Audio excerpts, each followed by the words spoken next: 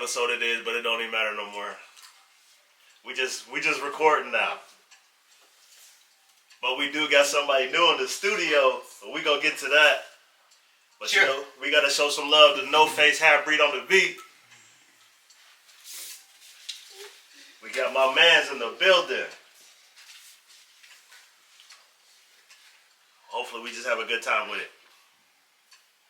Like I said, if you're on a 101, 405 to 5, wherever you at, your commute, hopefully something to listen to. We just doing what we always do. We got special guests in the studio as well. Got my wife in the studio. We got Elise in the studio. It's a family affair today. We're going to get the Pennsylvania crew listening in too. Definitely. We definitely tapping in. So eventually it's going to be 22, 78, for sure. 33. I'm with all that. 95. 610. I'm about to say, those a couple more. Yeah. There's a couple more. We're going to get to that. All right, everybody. Welcome to the Bridge Podcast. Another episode, man. I have a buddy, my dog in the studio, Eddie Scipio here. We want to rock out today. Eddie, you got anything you want to say to the people for your first show? Just here to first show. For sure. Here to let you know my story. Bet. And so, like I said, I think it's an ongoing topic that I've been kind of discussing. Mental health is my kind of one of my themes. I speak on it, you know, and it was kind of, this week was triggered by a comment you made on social media about like getting therapy. And so, you know, we talked a little bit about it last night, you know, and I think that we're at a place in our community where like it's important, right? Like it's a big deal in what we doing, but I really don't think it's taken to people like our age, right? Because we just come from a different era. I don't even think it's our age. I just think it's our race, minorities. Fair enough. So when are we going to make it okay for minorities to go to therapy?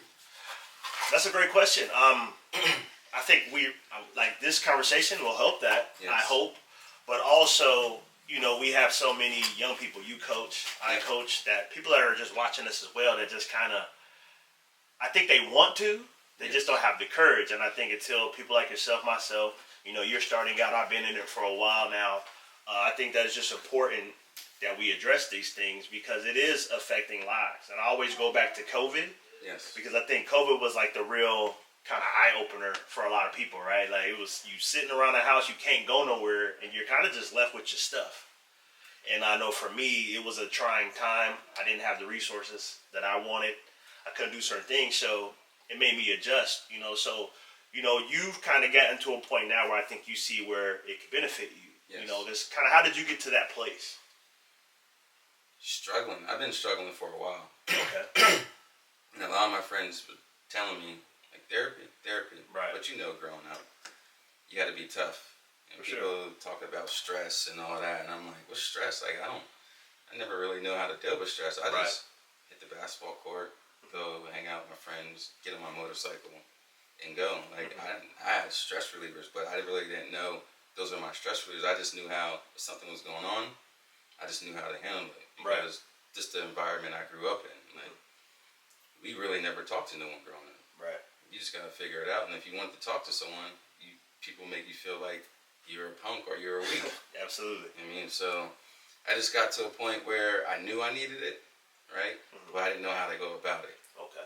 Right? And it was hard for me to, it's been going on probably for like 2 or 3 years. Okay. That I wanted to see one. But I got to one on my side and she sees one and she was like, maybe you need to see a therapy. Right. So kind of pushed you there. Pushed it there, and last week was my first. I got people asking me how it was. I said, man, it was just my first therapy session. I gotta figure out. I mean, I gotta wait and see how the second and third and the fourth go. Like, so I got an appointment today at 1:00.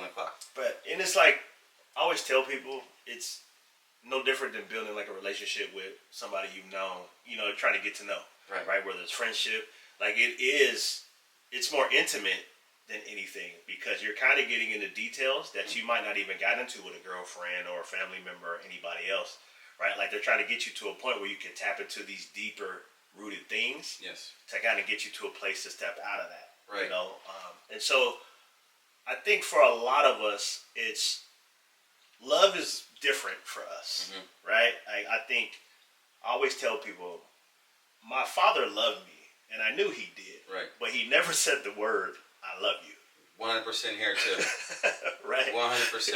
Same here. I'll write him a letter like, Dad, I love you, or Dad, I love you, and he's like, all right, have a good day, be safe out there. Right. And it's funny because like I see your interactions with your daughter. Yes. I think about my interactions with my kid, and I always make sure I say that. Yes. Right? Because I think from where they came from, that just wasn't normal. Yeah. But I think we needed it. We never asked for it because, like you said, we felt like we couldn't ask for that. Right. We felt like I'm weaker than, I'm less than, like I'm wanting somebody to show me this love in this way. Mm-hmm. I don't feel comfortable doing that because I'm not taught that that's the way it's supposed to go. Right. But I think when you step into that adulthood and then you have children, you start thinking about the things you felt or didn't feel. 100%. Right? And so, like, you pour into your kids differently than you do back in the past. You know what I'm saying? So she is definitely teaching me how to love, and I'll be like, Elise, and she'll be like, I love you, because she knows I'm gonna say I love you. Yeah. Right. So it's just the constant reminder, and she'll be like, Daddy, I love you, and like, just going back to my childhood is like I just never had that. I never even had my mom even say that. I mean, so she definitely right now is teaching me how to love, and she knows that deeply that I really mean it when I say it. Yeah. So I could just be like, Elise, she's like I just said before, I love you. Right. I was like, I love you too. And she's like, Daddy, I love you. Or she'll come and give me a big head. I love you. Kiss on the cheek, I love you. Like, those are the things that are kind of really helping me grow in life and learning how to love and love other people, just not myself. Yeah, and I think ultimately, right, I think that's what therapy's trying to unlock is like self-love. Right. Right? Because I can only pour into you so much if I'm not pouring into myself. Right. And I think we all kind of screw that up. Not just our generation, just even kids after us, kids that we interact with, coach, because, you know, we get so caught up with how kids are, we kind of forget who taught them. Right. You know? And so, like I said, you've coached for a long time, so have I. And, you know, you see all these kids struggling, and then we get so frustrated with their lack of understanding or lack of able to deal with mental health, not understanding, like, they're probably just doing what they've seen, like we were. And it's tough in the coaching atmosphere because sometimes we only get those kids one time. Right. And we look like, man, like maybe, and then at the end of the season, it's like, well, this is how I needed to approach this situation with this dude. But sometimes we don't get that, and we really realize that when they're gone. Right. So that's the toughest part about coaching because we only have a short amount of time to get to these kids. Absolutely. To make them show that we really love them. And some kids we don't get to, and it hurts because at the end of the day, when you see those kids, they really appreciate you. Most of the time, it's like, man, I really appreciate how you coach, how you love me. So, I mean, coaching is tough, man. No, it's a hard gig. I think, you know, as kids evolve, it always gets more challenging. Like, we are always tasked with staying up to date, like being current. Like, somebody who's worked at a school like yourself, myself, like, we understand how things can change so quick on us. Right. But it's like we have to stay up to date if we want to keep doing the job. Yeah. And like you said, I think for me, I always tell people I don't remember the successes like that because that's supposed to happen. I'm supposed to help you on that journey. Right. The kids that motivate me were the ones I felt like I couldn't. Right. Right. So it's like, you know, like I said, you know, we've lost kids to drug overdose.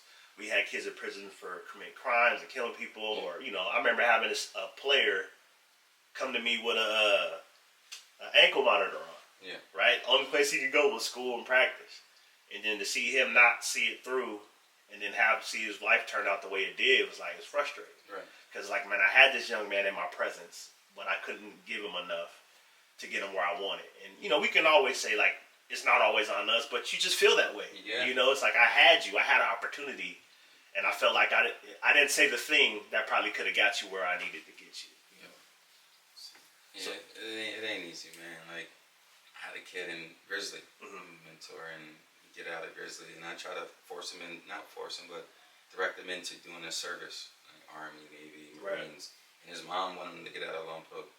He's like, nah, I just want to stay with my mom and help my mom. But I'm telling you, like, your mom wants you to get out. She don't want you here because she already knows the trouble. Right. Gets a job, doing really well. The next thing you know, I get a phone call. He gets caught up in something that he shouldn't have been in. And it's like, man, like, if you were just out of here, you could still help your mom from afar, but close. I mean, right. And I think it comes from that place of comfort. I think, right, like we know where we feel good at. Yeah. Right? And I think one of the best quotes in everything is like, get comfortable being uncomfortable. Right? Because I think that's where the growth comes from. And I think that's how the therapy connects to it, because it pushes you to a place of discomfort. Yeah. Right? Like, even myself, like, I still struggle in therapy at times because there's a point that I haven't got to yet where I can just get all this off. Yeah. Like, I can get up to a point and then I will pull back at times. And, you know, my therapist will call me out on it. Right? Or there's other things and steps I need to take as far as getting help. I just haven't taken those steps yet. Right. Not be in it. Part of it's just fear. Part of it's the unknown, you know, the fear of like failing, but it's like you still try to see it through because you know the benefits. And like you said, man, we got kids watching us, you know, not just our own. Like I said, the kids we coach, interact with, sometimes even one time. You're right. You know, so it's always hard. But you know, you said that, you know, you had somebody loving on you, and that kind of pushed you in that direction. Like, what other things were happening for you that kind of made you feel like, man, I need to go get this help? Just trying to be a better person for my daughter. Okay. Right? Because she's everything I have. No matter what goes on with my love life or my family, like, I got to make sure she's right, and I got to make sure I'm right in a great headspace for her. Okay. Just to touch on a little bit of like what you were talking about with your therapist tapping into. I got in an argument with family members last week that I was going to therapy, and like, why do you need therapy? We are your therapy. I said, we're drinking and stuff like that, and we're talking. He was like, that's all you need. I said, but you're not getting me to tap into things I need to get into. Right. Yeah, I am comfortable talking to you. Right? But you're not giving me an outlet when I'm thinking about this. Right? You just give me a point of view from your aspect. Right. Like, she knows what she could tap into or get me to go over and beyond. Like, I'm comfortable with just telling you what I need to tell you, right? I get that I'm coming out of your shell and we're drinking, but at the end of the day, we're every time that we get together, right, we're drinking. Yep. And so once I left there, I really thought about it, and that was the last time I told myself I'm not drinking. Yeah, I feel that. So now I respect that, and it's like I will have an occasional. I think like maybe if y'all were to stop by, or James, or some of the other people we kick it with, maybe we have a couple, but it's like I just can't go past a couple anymore. Yeah. I don't see the need for it. Right. You know, I understand the young energy, right? Young people partying, having a good time. We've all been a part of that. Yeah. But like I said, I think as you get older, you evolve. It's just like, it was more of a social thing, but then at the same time, I'm like, man, I really don't even care to do it like that. Just because I guess I look at it from like, what's the benefit of it more so than anything? Because like you said, excuse me, when I was in the military, it's the same thing. You sitting around with everybody, drinking, you know, and odds are you're not really getting to nothing. You just kind of ranting. And I think it's a time and a place to like just get it off, right? Maybe I don't need nothing but a sounding board right now. But like you said, when I'm ready to do the real work, like you're not going to give me what I need. Right. And I think therapy helped me put people in their proper place. And I also thought, like, just thinking about like what made me go is like, I knew I needed it. Like, my whole life is, not my whole life, but my upbringing was trauma. Right. And I never really talked about it.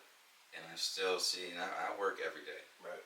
Like, to better myself, right? And I work every day to not go back to those old roots, right? Like self therapy for myself. Right. Like, even like with coaching, like we talk about like coaching, like that's my therapy where I'm giving back, but I know that that's just not enough. Right. And like I said, I just had trouble. Like, I've been thinking about this for a couple years, and one of my boys like, "I go, it's all right."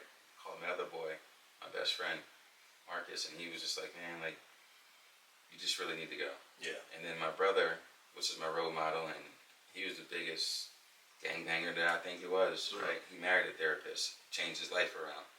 I mean, and last 2 weeks ago was probably my breaking point.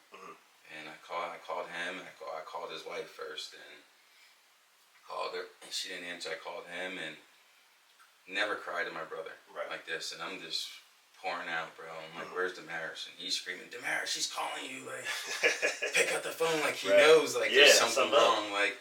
And he's the type of person I'll be like, if I'm crying like that, bro, I need you. And he's like, all right, I'm on the plane. Right. And he lives in Pennsylvania. He don't play about me. Yeah, sure. Pulling up. So he's like, he's calling Damaris. He's calling you. Why aren't you answering your phones? He gives her the phone, and she's the one. And my girl was like, I might have a list for you. It was Saturday. Sunday I made the appointment. Monday was my first therapy session. So. Yeah. And I think it always, especially for most men, like I think when I finally went, it was through tears. Yeah. Right. And I think when I got in there, I wish I could remember the lady's name, but she was just like, "Man, you all right?" I'm like, "Man, I ain't." Yeah. You know, and I'm like, Same honestly, here. if I'm not here, yeah. I don't know what's gonna happen. You know what I mean? Like, and she, like, and I said this before in another episode. I'm like, she asked me if I wanted to hurt myself, and I didn't. But I'm like, but at the same time, like, I don't know what's gonna happen right now. I'm just not in a good place. Like, I know I'm in a dark place, and that was following the loss of my brother, and just kind of like you said, you're carrying your own weight, and you're not talking about it, but you're also starting to carry the weight of other people. Right? People that you're supporting, right? Our sons, our daughters, our wives, parents, grandparents, these people that are leaning on you, and sometimes that weight just gets so heavy. And I think for me, I was in that place of like, I can't carry all this shit. Yeah. Like I really couldn't. I was like, because and it was early. I think it was following my mom asking me something, and then my wife asking me something, and I just kind of like bailed on it all. Like I can't do this. Yeah. And then I like literally, thankfully, being a veteran, I was able to go to slow and just somebody just helped me till they could get me into somebody to see. And so I think it's like it sucks because we had to get to that point.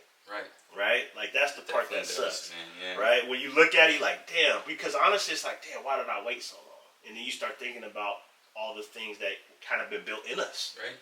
Yeah. Like, you know. And still like the toughness and growing up. Right. You grew up in Lompoc, I grew up in Easton, and it's like we didn't know that back then. Hell no. You know what I mean? And like we would go outside and play and fight, come back in the house and have to deal with stuff. Like we really didn't know. Like I really didn't know therapy until, like I said, a couple of years ago. Right. And then the mental health, like no one ever talked about mental health. What's mental health? Right? Yeah, it's some bullshit back then. Back then, yeah, yes. But it's big now, especially like for kids and for them to outlet like what you're doing and going and speaking people. Right. Like at schools and stuff, like that's awesome because I never had someone come to my school and talk. Right now they're doing that. Right? Yeah. If it's not you, it's someone else. Right. Talk about mental health because it's big, man. And I think honestly, when people say you don't need therapy, I think everybody needs therapy in some sort of way that they need to talk. Like I said, I'm on my journey, man, and I'm happy that I went, and I feel good about it, and I think it's going to help me in the long run. Now, I want to congratulate you because I congratulate everybody. Yeah. Like when a kid tells me, "Hey, Mr. Davis, I'm going to therapy," I'm like, "Congratulations!" Yeah.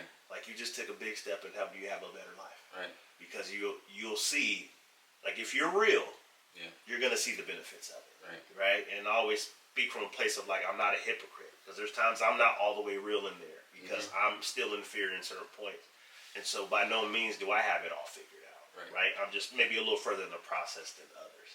Like I'm committed to it. It's like, and I think that's the thing is when they see real ones like yourself, like doing these things, that people that really admire you, because people always will assume you had it together the whole time. Always, right? I have no issues. You have a beautiful daughter. Right. Like, you seem so happy. Like you're the best dad. Yeah. Like social media is a false advertisement. Yes, right? It's a trick. And I feel like I am a great dad with my daughter. Right? You are, like, man. And I get her out there and try to do the best that I can. Like she's awesome. That's my sidekick. She's here today. Wherever I go, she goes. I give practice, and I tell people I'm done coaching. No more. And they're like, "But what about these kids?" I'm like, what about my daughter? Right. She's been out there since she was 2 years old in the freezing cold. Tuesday, Wednesday, Thursday, Saturdays, right? She's 4 years old, going to be 5. It's her time now. Like, I got to give to her. Like, since 2008, 2007, been giving to someone else's kid, with no kid in the mix. No, that's dope. So now it's her time, and I told my kids, like, this is the last time I'll probably be coaching because, like, what are you going to coach your daughter? Like, I don't want to. Right. Honestly, it's hard, having a kid and it's hard to coach. Oh, yes. Yeah, it's her time, man. But well, I think it's like the investment is still there. It just changes a little bit, right? It's like I don't see you not helping a kid that needed your help. It just won't be in the formal capacity anymore, right? So it's like, yeah, maybe we can go over to the park and do some drills or something. Yeah. But like, I can't give you every day. Exactly. And I tell people the same thing. I'm like, I know I'm on the back end of it because my son's 10. And I'm like, because of our crazy travel schedule, I miss things that I do not like to miss. Exactly. But like I said, it's built in having a failed marriage and having kids that I didn't get to see every day. I don't like missing things at this point. You know what I mean? Because I already had to sacrifice a lot. Yeah. You know, so I always tell people, like, you do got to make choices. I'm thankful that he gets it for being so young. He's a lot more understanding. And we spend a lot of time together. Like, being retired, I'm able to really pour into him. But it's like, still, you like, man, I don't like missing those moments. Because you don't get them back. You don't at all. Right? You don't get them back. And as rewarding as it is to see young men and women go do great things that we help coach, it's like, man, this is... I helped bring this person into the world. Yeah. Right? You know, so it's like I owe them just as much, as not more. Right. Because I am solely responsible for helping him, her, do what they need to do, right? You know, and like I said, you can tell from the relationship you have with your daughter. You know, she's amazing. Yeah. You know, she's going to do great things too. But so it's dope that you're doing that, because I think a lot of people lean on coaching a little too much, I think. Right? Like, coaching is kind of who they are instead of something they do. You know, and I think that you've been able to separate the two. It's like, it doesn't say nothing about you that you're not doing it. It's just like, nah, man, I got to change up. Yeah. You know, so I think that's dope. But I think it's like, yes, the coaching community will take a hit. Because there's only so many great coaches. You're right. Right? And you're doing a lot of great stuff with a lot of kids since you've been here. I mean, you have my niece at Lompoc, who I used to laugh because he just be yelling at me. I'm like, what you talking about? And at that time, I really wasn't familiar with you. Yeah. And so I'm like, well, let me just go see. Yeah. You know, and I sit there and I'm like, okay, like, he got energy. Yeah. He's loud, he's on you, but I'm like, he not telling you nothing wrong. Right. So I'm like, you have to separate, like, from that part of it. You're just looking at him, you're thinking it's fussing. No, it's a lot of good tools in there. Right. Like, get past the noise of just, like, how loud he is and, like, listen. And then do what you normally do at practice. Right. Because, you know, in the game time, you don't do that because you're able to do that. Right. Now, you know what I mean? Like, you're able to do that, but in the game, you don't do what you do at practice. Just be yourself. And I think a lot of people, a lot of kids, right, when that bright light comes on, things change. They shell up. They shell up. And then I think with her, I think she just needed to play, but I already know.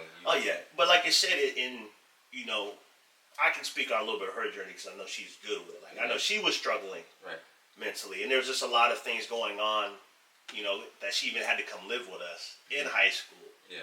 And it kind of took some time to get to it. But, and you were the first person to call me. Yeah. We're like, hey, man, you know, your niece over here, she's going through something, I got her. Right. And, like, from that night on, it just kind of really shifted how we did things. Right. I'm like, man, you need some different help. You know, and I remember when she first went to college, I'm like, the first thing you need to do is find a mental health office. And go get support, go get things in place for you, so that when you do get the hard times, you know where to go. You have somebody, you build a rapport. Right. And to her credit, she did it, you know, and like I said, she's doing great. Yeah. But, you know, I think even with that, she appreciated you way more, like most kids do. Like, when she kind of got away from it, I'm like, damn, like, all right, you know. Even when she had other coaches in that environment, she was just like, nah, like, Coach Scipio really, like, he was really helping me. I just didn't see hard. Yeah. And I mean, that's one thing about her. But she was like, I always say she kind of thought she was grown. Yeah. So it's like, you can't talk to me like, it's like, no, like, listen. But also when you've been in a situation where, you know, you're dealing with family things where you've had to kind of step into a parental role because of the health issues and things going on, she had to play a different role. So she was kind of used to doing her thing. Okay. So it was hard for her to, like, pull back and, like, follow directions, follow instructions. You don't need to be in charge at this age. You need to follow something. Yeah, what you can do. Right. But, like, let us help you, because now you're in a position where you can just actually relax and be a kid. Right. You don't got to be an adult. You know what I mean? So I think it was just a transition. But I think even now, like, when I talk to her, when we get into mental health, it's just a different conversation now. It's, like, super different. Yeah. Because it's like a level of understanding. But also, more importantly, I think it's a level of accountability. And I tell people all the time, I think, to your point about you saying with your family and, like, not going to therapy, I was counseling a student, and they're like, my mom don't want me to go. Yeah. And I said, typically when people don't want you to go, it's because they're afraid they're going to hear something about them. Yeah. They're afraid to be accountable for their stuff. Right. And I'm like, this is a tool to help you, right? Like, this is a tool to benefit you, you know what I mean? So it's like, you know, I know you've dealt with that a million times too, and I think, like I said, that's what makes what you're doing so valuable, and you won't even know the effects of it until later. Right. Right? Because I always say there's somebody watching that you don't even know is watching. but they're like they need you to win. Right. Like they need you to figure this part out because when you do, they be like, oh man, man, Coach Scipio, that dude been doing, So I think that is dope, man. And I said like, the impact is so deep. Like what pushed you to like go so hard at it? Because like I said, even when I talked to Pepper, the coaches about you, I'm like, man, Eddie just has an intensity that's different. But I'm like, I wouldn't want him to change it. But I'm like, it's unique though. Because like not a lot of guys have that kind of energy and is actually saying something. Yeah. A lot of guys just fussing. Like you fussing and you got great energy. Like where does that come from? Just trying to get back to the youth, right? Because that was my outlet. Mm-hmm. And I knew that I had to pour everything I had into this coaching, right? Because I wanted the kids to know that this is their outlet. And they can come out and express themselves, right? So if I was just a quiet coach and the kids go in there, there's no energy in the gym, right? I don't think a lot of times we would have had success. Right. Like I remember coming along, Claudia goes, "You're coaching girls basketball." I said, "Okay." Three girls only played basketball their whole lives. Right. I think we were 15-3. Just by my energy, right? Right. I tried to figure out we ran a 2-3. Beginning of the season, that was born. Right? How did I get? Girls could barely make layups, right? Girls barely didn't shoot the ball. So let me change it up. I ran a 1-3-1 in high school, and it affected a lot of people. But I knew I couldn't run a 1-3-1 press because we weren't really that skilled. Right. So I brought it to a 1-3-1 half court press. Right? And there's times where the guy that's on the opposite wing needs to drop. I said, man, freshman girls basketball ain't making that play from that corner all the way back there. Let's take away the next pass. Right. And soon they started doing that, my energy was always just like, right. Let's go, layup. Missed a layup. I said, who cares? Right. You got the steal, you went down there, you missed the layup, who cares? You're going to make the next one. Right. Let's go, layup. Take it back, right? Okay, coach ain't mad I missed the layup. Come back up, boom, make the layup. See, there you go. Shoot the ball. You're open. Why didn't you shoot the ball? Right. I don't know. I'm mad at you that you didn't shoot the ball. I don't care if you miss it. Right. Just shoot the ball. Yeah, play the game. Right? So once I realized that my energy was affecting these kids, and it wasn't like I was screaming on them and like, what the you doing? Right. This and that. Like, it was always positive yelling and getting on these kids to do better. Like, man, coach is mad that I ain't shoot the ball. I need to shoot the ball. Coach ain't mad I missed the layup. He's mad that, he's happy I missed the layup. He wants me to do it again. Right. Even with the coaching, that I coach football, right? It's always positive, positive, right? And just my energy, and like everyone comes up to me from other teams, like, dang, like, how can we come and play for you? Youth football, it's hard. You gotta get a waiver and stuff like that. Yeah, a lot of mess. Some kids, like, I had a coach in the All-Star right now.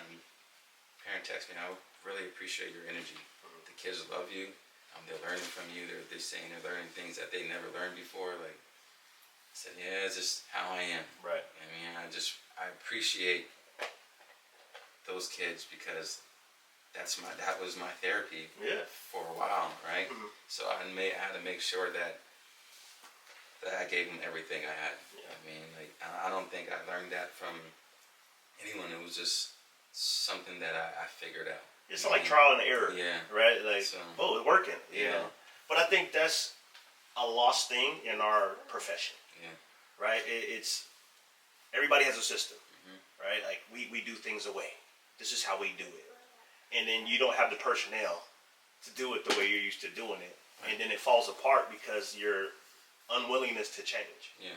Right? And then it falls flat. Yeah. And so it's like you said before, it's an evolving thing. Our job is never easy. Yeah. Like you said it, but like I said, those are the calls that always keep us going. Yeah.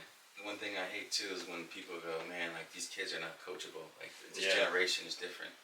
This generation is not different. So you're coaching different. You're allowing these things to happen. Right. Like there's a standard for me, right? I'm not gonna allow a kid to say no to me. I'm not gonna allow a kid to talk back to me because I wasn't able to talk back to my coach. I wasn't even able to talk back to my dad. Right. I remember I'm like 25 years old. I said shit. My dad said, "What'd you say?" In the house. I said poop. Like I'm like, man, 25 years old. But still, like when I go to my Graham's house, Graham, you just allowing them to curse? Yeah.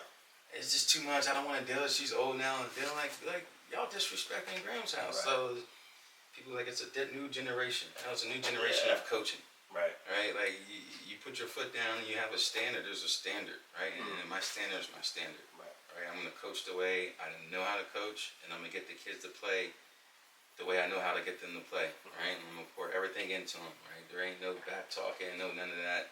Like I wasn't brought up that way. Right. So when people say, "Oh, these kids don't want to learn," no, you are allowing. You're the adult. Yeah. Right? Fix them. Fix them, right? Like, Fix 'em. yeah, I get that it's a new generation and maybe the household's not the same. But when they come here on the football field, they come on the basketball court, it's my time, right? And they're going to have to do or not leave. And a lot of people, I see a lot of coaches deal with this and they allow it all around. And it's like, that's a bad seed in your program. No wonder why these guys are not really winning. No wonder why you're not getting your kids to play for you because you're allowing this person to do this. You're allowing this person to come in late. You're allowing this person not to tie his shoes or buckle up just to go through the motions. And he's one of your best players. What do you think the next person's going to do? Same thing. The same thing. And so when it's time to go to battle, it's like, man, like you're not pushing these dudes in practice. The game time is going to be hard. Our motto is we come to practice and work. Saturdays are supposed to be fun.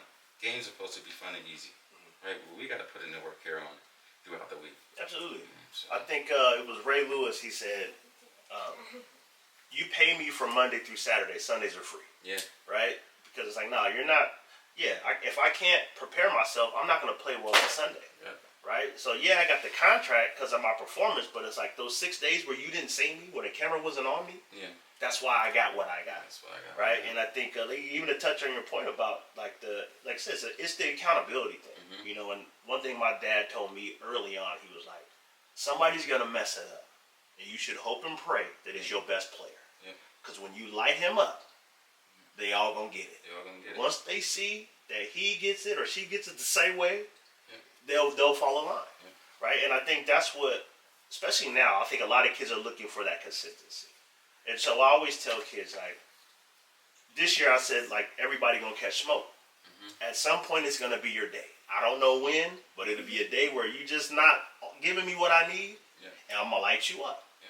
I said, now, it doesn't mean it's going to look the same, though. Right? It does not mean it's going to look the same. So one kid I might be able to lay into and get everything out of him. Right? But another kid, I'm still on you, but maybe my tone is not as intense. Because that's not for you. Right? And so I think that goes back to something I learned when we was at Lompoc High School with Margie.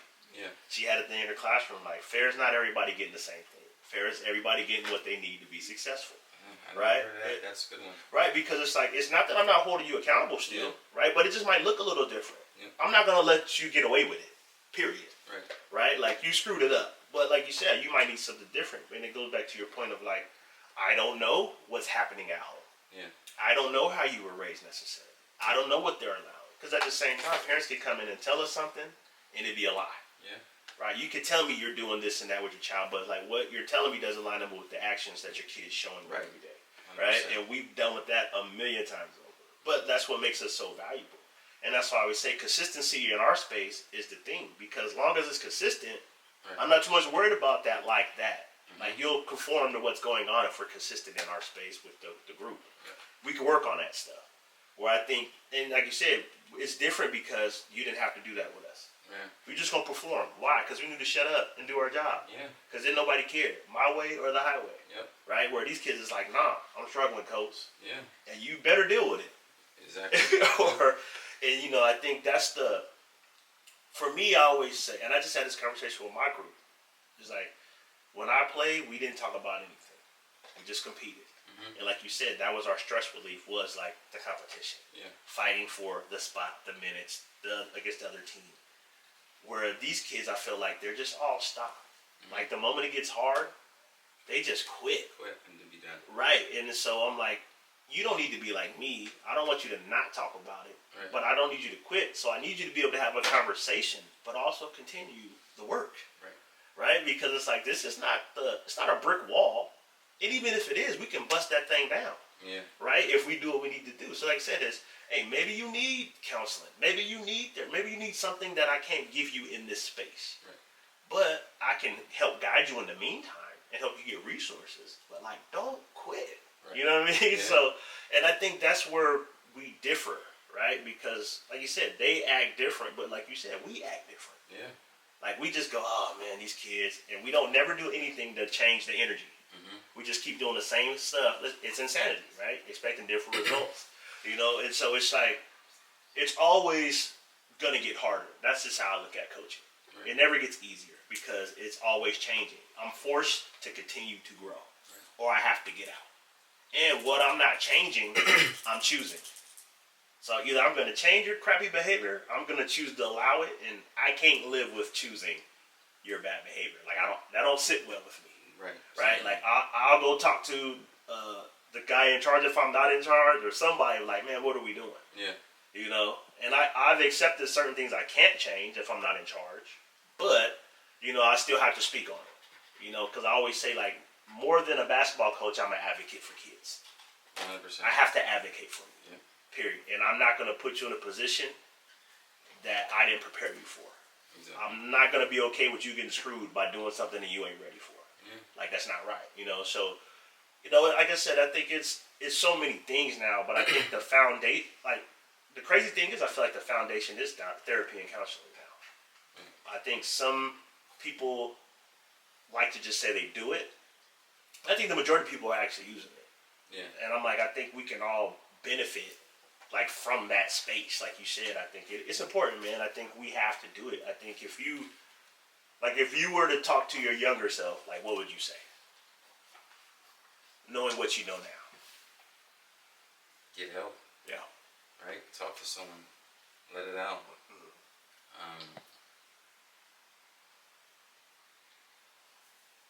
But that's tough to say. Right. Right? Just growing up in the environment, and I'm trying to think of it, like, we had a guidance counselor, which was probably the person you could go to, but in elementary, I don't think I had one. I probably had to go to talk to the teacher. At high school, we had one, but she wasn't in the school. And most of the time, you go there to get your transcripts. Right. It's tough. But if I was my younger self, man, I'll definitely say, talk to someone. Yeah. And I know that I have some younger nieces and nephews going around, and some go to therapy and some don't. And I think the therapy is helping them, and I can see it just by talking to my sister or my brothers and stuff like that. I can see that therapy is helping them, right. Which is great that they are going. They've been through some stuff, so you can see the difference in their lives. So it's not easy. Right. Therapy is definitely not easy, but it is definitely something that is going to benefit you and the people around you. So. No, I think that, and that's the thing. I think for me, because like I said, even though I walked away from being an administrator just because like health issues, different things, I still will counsel students just in between them getting the help they really need, right? Because I'm not a licensed therapist, so I don't sit here and act like that. But I do have a psychology background. I was a distance counselor. I worked in some spaces. But I always say, like, people say, why do you connect so well? I said, because I can connect to mental health. Yeah. Like, I live with these things. So it's easier from a kid who's going through it. It's like, if a kid was here from Pennsylvania right now, I'm not going to talk to him first. Right. I will speak with them. I'm like, man, just talk to Eddie. Yeah. Because it's like, no, I'm from there. So, like, it's a little bit different language. Even though we're saying the same thing, it's like, I know the lingo. Right. I know the Pennsylvania lingo. I'm not up on that. So, even though we can say the same things, your help probably goes a little deeper. Right. So, it's the same thing, like I said, when I'm dealing with mental health, when I can connect to understanding depression, anxiety, PTSD, they go like, oh, right? Or like I had a person who I saw a week ago for the first time. Somebody was like, hey, I think you need to see this student. Yeah. And when the student found out I had anxiety, the first thing they said was, how do you do it? And I said, how do you do what? He's like, how do you have the energy you have? Yeah. Doing what you're doing, dealing with what you're dealing with. And I said, man, I have to make a choice every day. Yeah. I said, but make no mistake, do not fool yourself. A smile doesn't always mean everything's okay. Yeah. It means I just chose to smile through it. Right? I'm like, because I told people, like, half the problem is just getting up. Yeah. Right? I'm like, you open your eyes and this, as adults, we go through it anyway. But it's like, just, I ain't feeling it. you know. But you know, I said I have other motivators now. Like I said, I have a wife, I have a kids, I have people who look at me, depend on me, and that matters to me. Right? So it's like even on those days, I still got to do it. But I think the difference now, and it goes back to the point you just made, was now if something's really wrong and my wife asks me, I can tell her. Yeah. Like, man, I'm just struggling with this thing. I'm struggling with that thing. So it's like outside of therapy, I think once you get comfortable in your own skin, like you saying I'm going is a big deal. You probably don't even realize how big it is yet. Right? It's just like you just know you need it. You know you're doing it. But it's just like the impact of it will be on the same level as coaching. Because the more comfortable you get with it and understanding what's going on inside of me, it's like it opens a door to really helping people long term, right? Because it's like if I'm struggling, the help I'm giving you only goes so far. Because at some point, if you're around me enough, you're going to see the struggle. And you're going to see me not handle the struggle well a lot because I'm not getting what I need.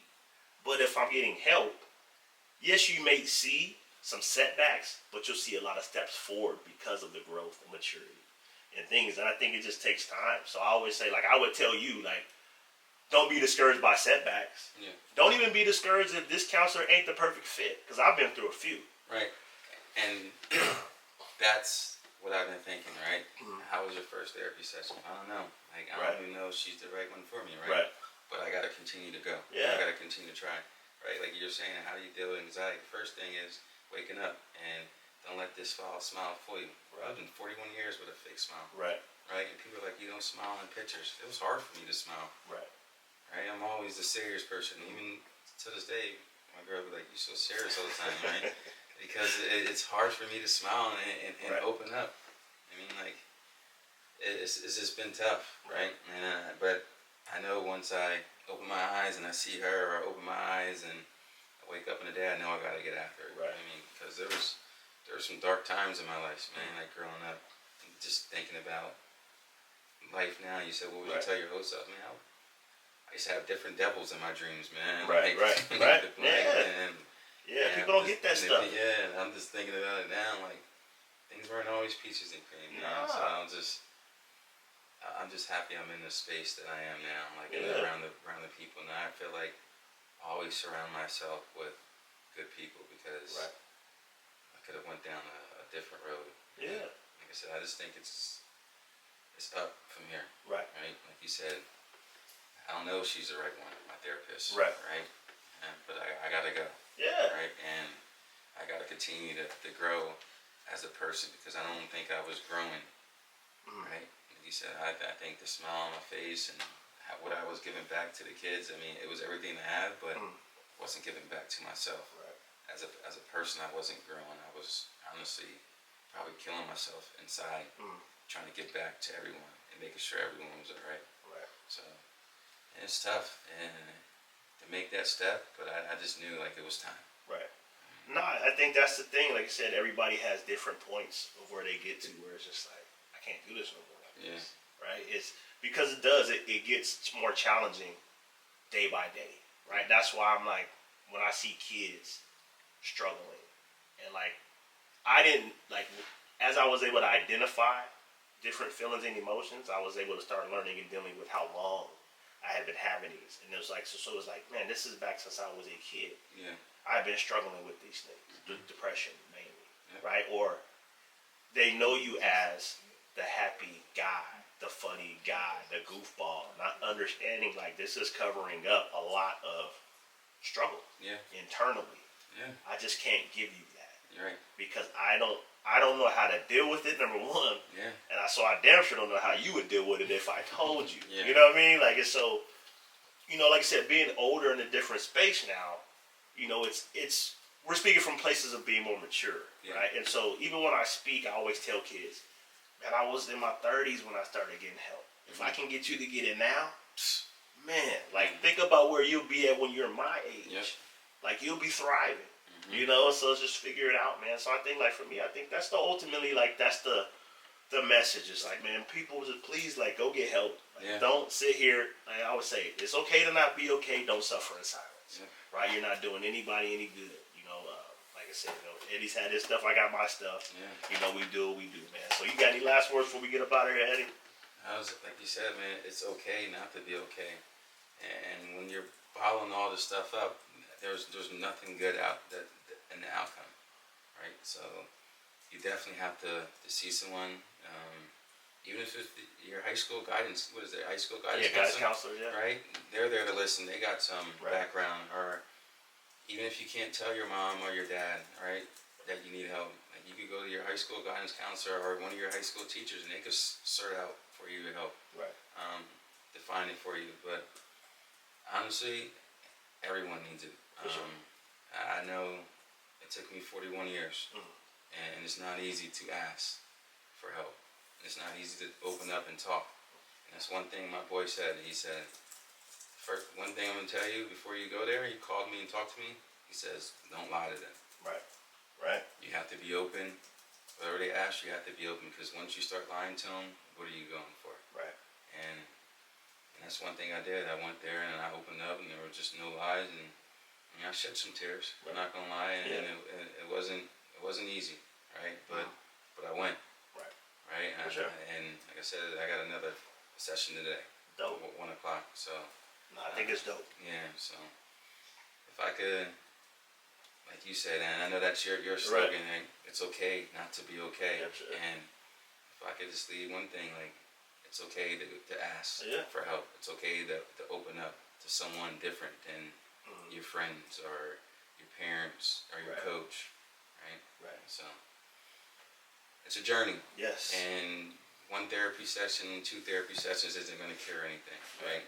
And that person might not be the person for you. Right. Just don't stop. Right. Continue to seek help. Continue to better yourself, because in the long run, once you better yourself, the next person that sees that, they're going to catch on and latch to you, and they're going to start seeking help for themselves. So For sure. it's going to be a domino effect, and hopefully, what I'm doing is going to help the next person. They don't have to tell me that Right. it's going to help them, right? Yeah, for sure. But hopefully, it helps someone, right? If I could just reach one person, and that person could just reach one person, we're making progress Right. in this mental health In the space. situation, in the mental health space. No, Yes. definitely, man.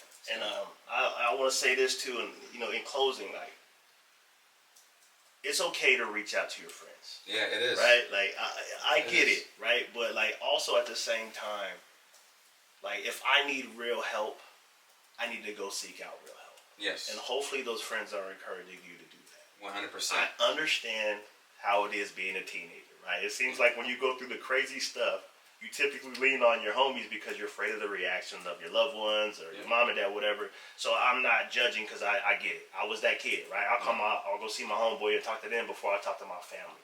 But like, in order to get the real help, you got to go see the people who are really in position to do what you need to do. So if you're a kid, go to your guidance counselors. Most schools have mental health support now, right? There's hotlines. There's a lot of things, and I apologize for not having all the information at hand, because I should.